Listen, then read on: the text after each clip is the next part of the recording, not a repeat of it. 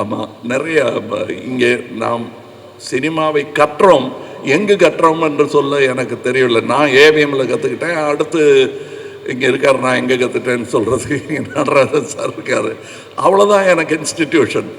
இவங்க 2 பேரும் கிடைக்காம இருந்திருந்தால் நான் என்ன பண்ணியிருப்பேன்னு யோசிச்சு பார்த்தா கொஞ்சம் கால் நடுக்கமாக தான் இருக்குது.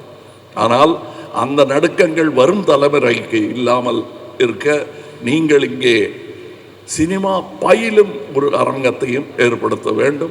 அனைவரும் ஆவலோடு எதிர்பார்த்து காத்து கொண்டிருக்கும் வாழ்த்துறை வேல்ஸ் குழுமத்தின் உலக பெருமை வாய்ந்த இந்த கட்டுமான திறப்பிற்கு உலக நாயகனின் உவகையும் வருகையும் உணர்வு பூர்வமானது. ஒரு நடிகராய், இயக்குனராய், திரைக்கதை ஆசிரியராய் பன்முகத்தன்மை கொண்டவர். திரைத்துறையின் உயர்ந்த இமயம், இவரை நடுப்பு கலையில் போற்றும் வையம். சொல்ல எனக்கு இல்லை ஐயம், இவர் தமிழ் திரையுலகின் தித்திப்பு மையம். இந்த உணர்ச்சி மையத்திற்கு உள்ளம் மெய்யம், உழைப்பே சமயம், மக்கள் அன்பின் உபயம், நாடாளுமன்ற மையம், நடுவில் நாயகனாக உலக நாயகன் பத்மபூஷன் திரு கமலஹாசன் அவர்கள் வாருங்கள் வாழ்த்துரை தாருங்கள் என்று அன்புடன் அழைக்கின்றோம். உயிரே, உறவே, தமிழே, வணக்கம். Vels trade convention centre, Vels film city, Vels theatre ஆகிய 3 பிரம்மாண்டங்களின் திறப்பு விழா எனும் வரலாற்று சிறப்பு மிக்க இந்த நிகழ்ச்சியில் நான் பங்கெடுத்து கொண்டிருக்கிறேன் என்பது எனக்கு புரிகிறது. இங்கு வந்திருக்கும் அனைவருக்கும் அது புரிந்திருக்கும் என்று நினைக்கிறேன். பாரம்பரியம் மிக்க அரசியல் குடும்பத்தில் பிறந்தவர், கண்ணியம் மிக்கவர், மாண்புமிகு தமிழ்நாடு நிதி அமைச்சர் தங்கம் தென்னரசு அவர்களே. இது போக வேறு பொறுப்புகளும் அவருக்கு இருக்கிறது. இங்கே பேசி அமர்ந்த சண்முகம் ஐயா அவர்கள் இந்த அரங்கத்தில், குளிர் அரங்கத்தில் மட்டும்தான் அப்படி இருப்பார் என்று இல்லை. அவர் ரொம்ப கூல் அண்ட் கலெக்டட் மேன். அவர் இனிஷியலுக்கும் அதுக்கும் சம்மந்தம் இல்லை, இது அவருடைய குணாதிசயம். அவருடைய நட்பும் எனக்கு வெகு நாட்களாக உண்டு. அவர் ஒரு விழா எடுக்கும் பொழுது அங்கும் நான் சென்றிருக்கிறேன். அதுவும் ஒரு முக்கியமான கட்டம். தமிழகத்திற்கும் தமிழ் கல்விக்கும் அது முக்கியமான ஒரு கட்டமாக இருந்த நேரம். பல வெற்றியாளர்களை உருவாக்குகிற ப்ரீ-கேஜி முதல் பிஹெச்டி வரை சுமார் 50க்கும் மேற்பட்ட கல்வி நிறுவனங்களை, குறைந்தபட்சம் ஒரு 50,000 பேர் இருக்குங்களா, அப்படி 50,000 மாணவர்கள் பயில்கிற கல்வி ஆலமரத்தை உருவாக்கி இருக்கிறார் திரு ஐஸ்ரீ கணேஷ் அவர்கள். அவரை மற்றவங்களுக்கெல்லாம் நான் பாராட்டி சொல்லிட்டேன். அவரை என்னன்னு சொல்கிறது, தம்பின்னு சொல்கிறதா, அது அப்படி நண்பர்னு சொல்கிறதா, அப்படி அழைத்தா சரியாக இருக்குமா? கல்வித்துறையில் யாரை கேட்டாலும் ஐஸ்ரீயா, அவரை எனக்கு தெரியுமே அப்படிம்பாங்க. கலைத்துறையில் யாரை கேட்டாலும் ஐஸ்ரீ என் நண்பர் என்பார்கள். அரசியலில் கேட்டால் கட்சி வித்தியாசம் இல்லாமல் ஐஸ்ரீ என் நண்பர் என்பார்கள். தவிர நானே உக்காந்துருப்பேன். எங்கள் நட்பை பற்றி பெருசாக நான் பறைசாற்றிக்கிறது கிடையாது. ஏன்னா எங்கள் நட்பு என்பது இவரிலிருந்து ஆரம்பிக்கவில்லை, இவரிலிருந்து ஆரம்பித்தது. ஐயா அவர்களுடன் நான் படத்தில் நடித்திருக்கிறேன். சத்யா மூவிஸ் படத்தில் நான் கதாநாயகன் என்றாலும் அவருக்கு தயாரிப்பாளருடன் மிக நெருங்கிய தொடர்பு. நான் 2ஆம் பட்சம்தான் அதில். அப்போலேருந்து தெரியும் எனக்கு அவரை. அந்த எளிமை அவருக்கு ஊட்டி வளர்த்திருக்கிறார் என்பதற்கு உதாரணம் என் நண்பர் ஐஸ்ரீ கணேஷ் அவர்கள். சரி, இந்த கமலஹாசனுக்கும் ஐஸ்ரீ கணேஷ் அவர்களுக்கும் என்ன சம்பந்தம்? வேல்ஸ் இன்டர்நேஷ்னல் தயாரிப்பில் நான் நடித்ததில்லை. ராஜ்கமலும் அவரை சேர்ந்து ஒரு படமும் பண்ணதில்லை. ஆனால் என்னையும் அவரையும் சேர்த்து பிணைக்கும் அந்த நட்பின் காரணம் என்ன அந்த பிணைப்பின் பெயர் எம்ஜிஆர். எம்ஜிஆர் அவர்கள்தான் எங்களை நண்பர்களாக சகோதரர்களாக மாற்றினார் என்றால் அது மிகையாகாது. இது நானும் இவர் மாதிரி தான். இங்கே எனக்கு என்னென்னமோ பட்டங்கள் சொல்லி இங்கே என்னை வரவேற்றார்கள். என்னுடைய உண்மையான அட்ரஸ் என்ன என்றால், நான் சினிமாவின் குழந்தை. எனக்கு சினிமா தவிர வேறு எதுவும் தெரியாது. அந்த வழியில் அது பண்ணிக்கிட்டே இருக்கும்போது கற்றுக்கிட்டது தான் எல்லாம். என் மொழியும்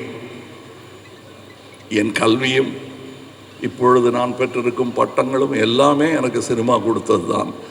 அப்படிப்பட்ட சினிமா ஏதோ தேஞ்சிக்கிட்டே இருக்கிற மாதிரி எனக்கு ஒரு பயம் ஒரு 20-25 வருஷத்துக்கு முன்னாடி வந்தது.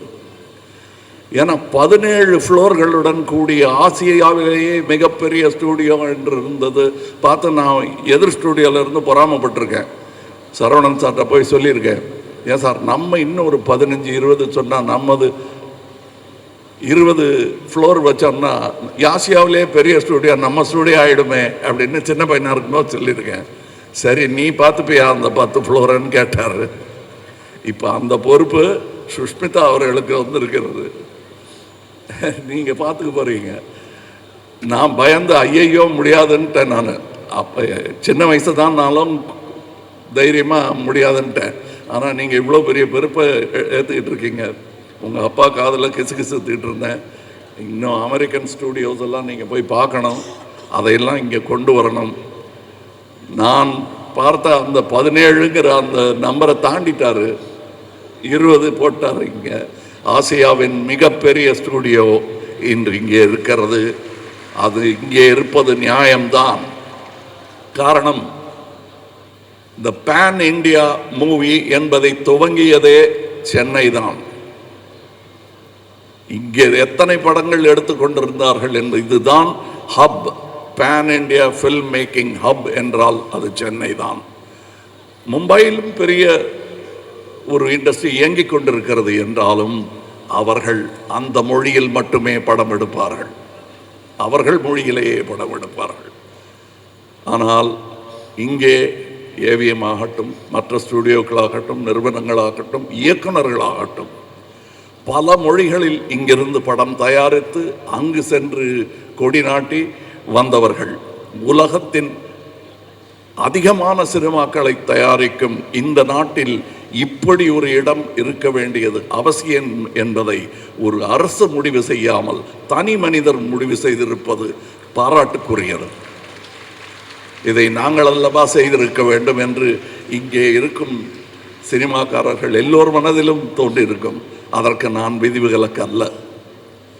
எத்தனை படம் பண்ணியிருக்கோம், எவ்வளோ சினிமாவை பற்றி பேசுகிறோம்.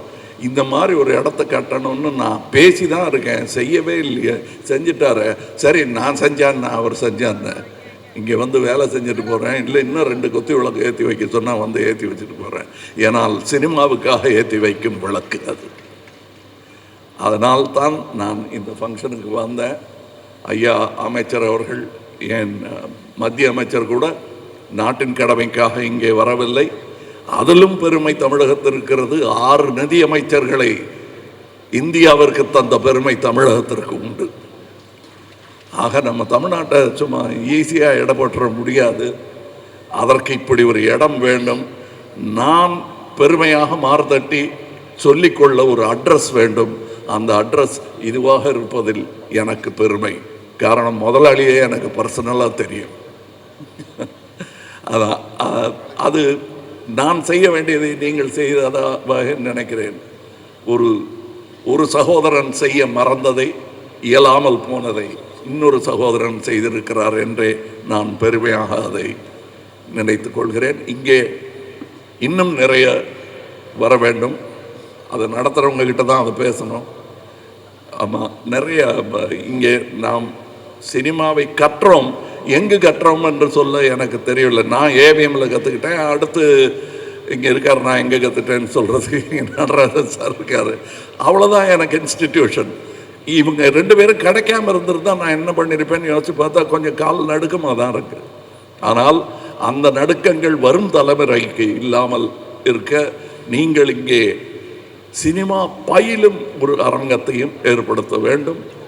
காரணம், நாம் அதற்கான ஏற்பாடுகளை செய்ய மறந்து விட்டதாகவே நினைக்கிறேன். நான் சொல்றது கவர்மெண்ட்டை சொல்லலை, இண்டஸ்ட்ரி அதை செய்ய வேண்டும். இதெல்லாம் எனக்கு இப்போ தான் தெரிஞ்சுதானா இல்லை, முன்னாடியே தெரியும். வசதி இல்லை, வசதி உள்ளவங்க அத்தனை பேர் தெரியாது எனக்கு, ரொம்ப பேர். இப்போ நிறைய பேர் தெரிய ஆரம்பிச்சிருக்கு. இவர்களெல்லாம் தமிழ் சினிமாவுக்காகவும் தமிழ் நாட்டிற்காகவும் நல்லது செய்ய வேண்டும் என்று நம்பிக்கொண்டிருப்பவர்களில் நானும் ஒருவன். அதனால் தான் இங்கே வந்திருக்கிறேன். நானும் குளிர்கால செஷனில் விட்டுட்டு தான் இங்கே வந்திருக்கேன். நான் மறுபடி போகணும்.